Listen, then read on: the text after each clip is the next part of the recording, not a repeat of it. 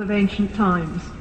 He succeeded to the throne of Egypt at about 8 years of age, but was supplanted by his stepmother, Queen Hatshepsut, who ruled as pharaoh for the next 22 years. During this time, Thutmose trained in the priesthood and the army. As pharaoh, he carried out 17 military campaigns in Western Asia and extended the frontiers of the Egyptian empire to their furthest limits.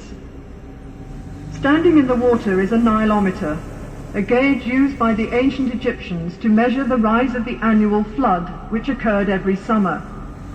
This enabled tax assessors to estimate the revenue from the grain harvest the following spring.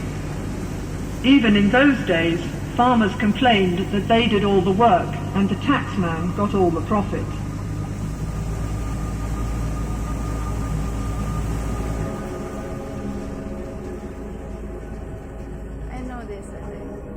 Akhenaten elevated the Aten, the disk of the sun, to be the state god of Egypt in a form of monotheism.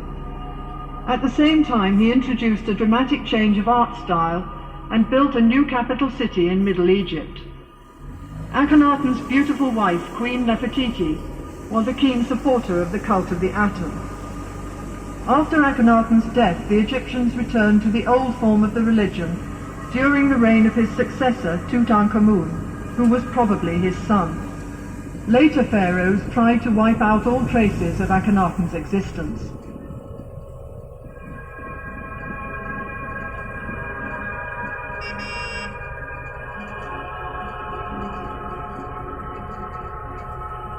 Ramesses II had one of the longest reigns in ancient Egyptian history, as he was pharaoh for 67 years. In the 5th year of his reign, he fought a great battle against the Hittites from northern Syria.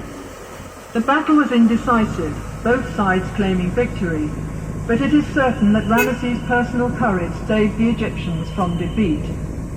16 years later, the king signed a peace treaty with the Hittite leader Hattusilis II, which was the first recorded peace treaty in world history.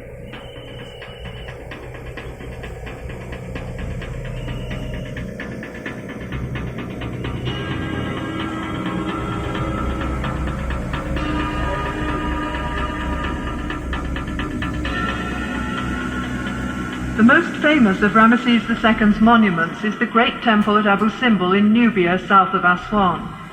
This magnificent building, with its famous colossal statues of the king, was cut entirely in the rock, along with the nearby temple of Ramesses' favorite queen, Nefertari.